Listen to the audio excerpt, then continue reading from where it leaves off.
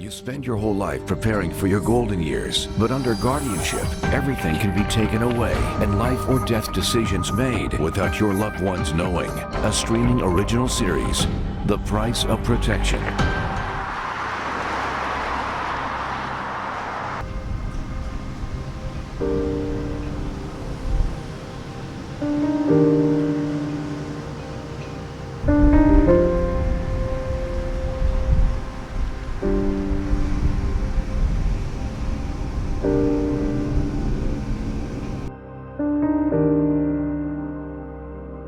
Willie had called the 800 number that's in all the assisted living facilities and requested some help because he felt like he was being mistreated. He said, "There's nobody there I can talk to except the staff because most of these people were in advanced stages of dementia." He was locked down. They'd taken away all his money. They'd taken away his newspapers, his magazines. He used to love getting National Geographic.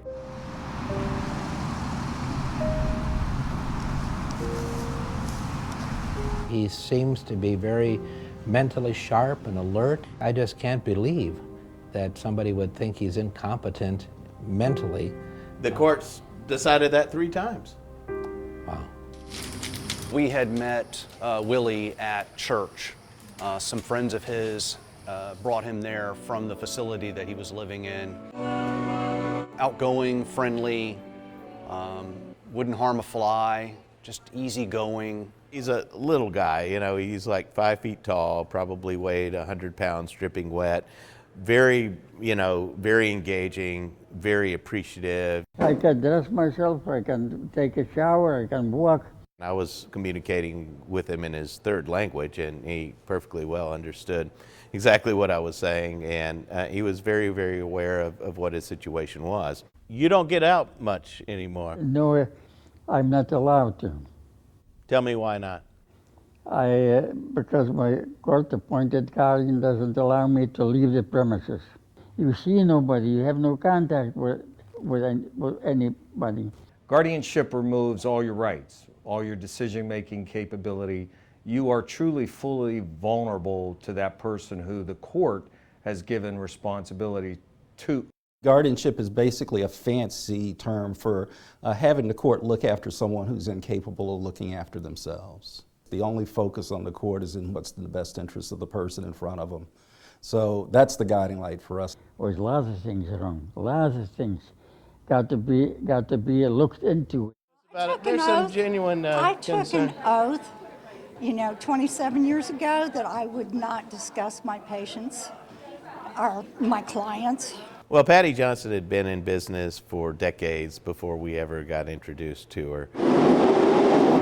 I spent a week every day for 8 hours watching her and seeing what duties she did during the day. I followed her and I watched her and videotaped her from the van at a distance. I saw her shopping. She was home quite a bit. With as many wards as she had, you would have thought that she would have had to have visited a few of them over the course of a week. And all of their mail comes to her mailbox. She had a huge mailbox, probably 3 or 4 times the size of anyone else's mailbox.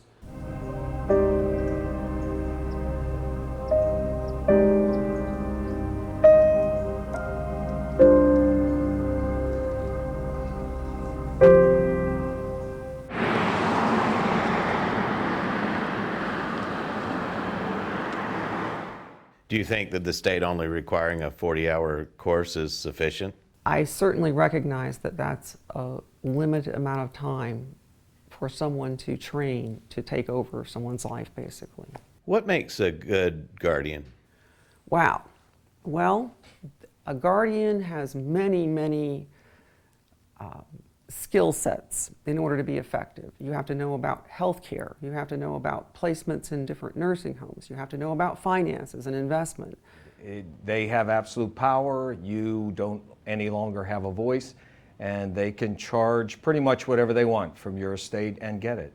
The guardian controls everything. So if I get put into guardianship, if I have a car, they can sell the car, the proceeds go for my care. They can sell my house, the proceeds go for my care.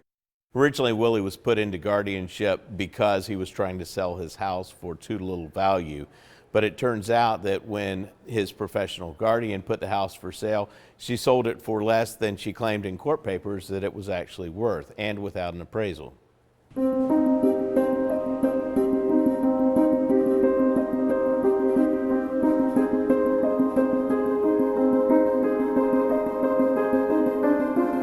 One thing we discovered that was going on, specifically looking at Patricia Johnson, was that a lot of these homes were sold without appraisals. A lot of these homes were sold using the same realtor who also happened to serve on the city council with her. Every one of the wards, every type of transaction we do is reviewed by the courts and signed off by a judge. Shouldn't there be appraisals, certified appraisals on every one of those? I would not say there shouldn't be, but I would not say that it should be. In some cases, real estate is very easy to ascertain what property values are. A lot of the funerals she paid for were conducted by a guy who was a funeral director who served on the city council with her. Do you think that she should tell everybody that she uses you as her primary funeral home, that she uses Rick as her primary realtor? I don't know who she uses. She does use me some, but I have no idea who else she uses. I went to several meetings, and she saw me there. I set my tripod up, so she knew I was there. She knew why I was there. Right before the meeting was over, she excused herself from her chair, and Adam and I went outside to wait for her. We just want to talk to you about your practices as a guardian. We want to talk to you about your billing and giving all this business to your fellow council members. We needed to speak with her, and she didn't want to speak to us, and we wanted to give her that opportunity. Why won't you talk to us about this, Patricia?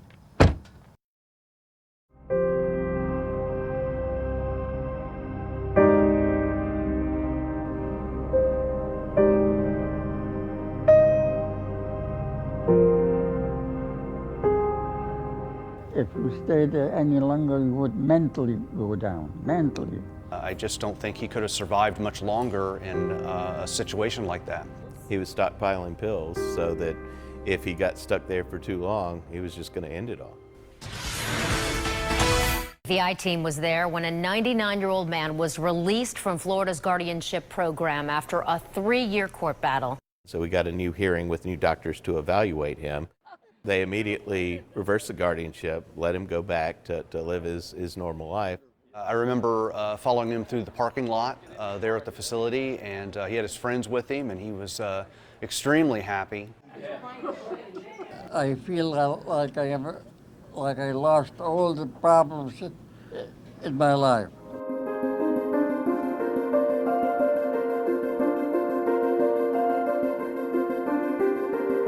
It was amazing, and he kept, making the fist. He was just so happy. I mean, he was thrilled to be out. At my age, I guess I'm doing pretty good.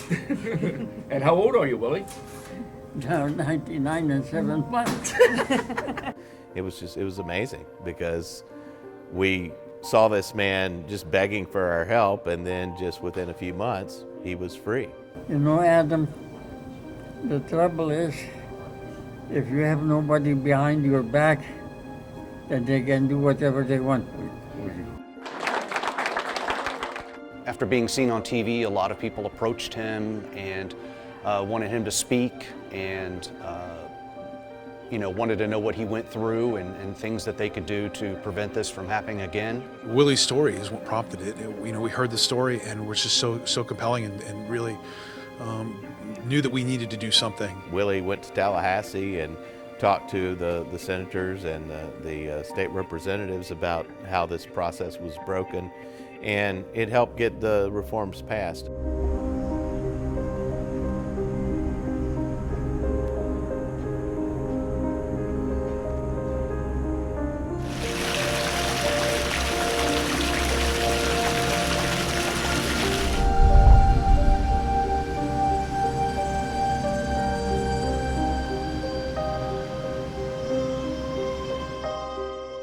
Location that he was in on the water, it was beautiful. He knew his neighbors. He liked to read the paper. He liked chocolate, liked to drink beer. I almost lost hope. I figured I will never be back at this place.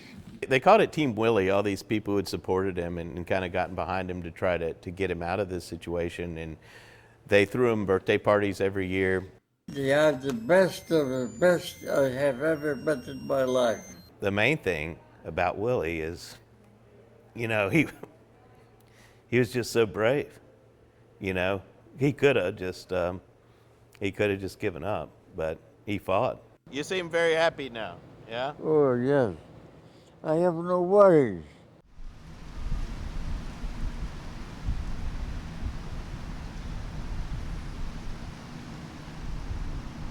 And when he was on his deathbed, he, you know, I just said, Willie, you know, we're gonna miss you. You've been a hero. And he just did that. He couldn't talk anymore, but he just, he said, you know, I won.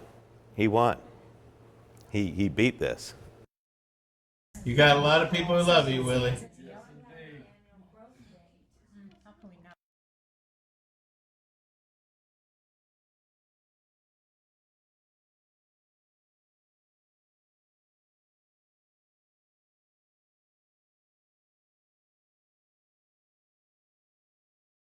He passed away on his own terms, and that's exactly what he wanted.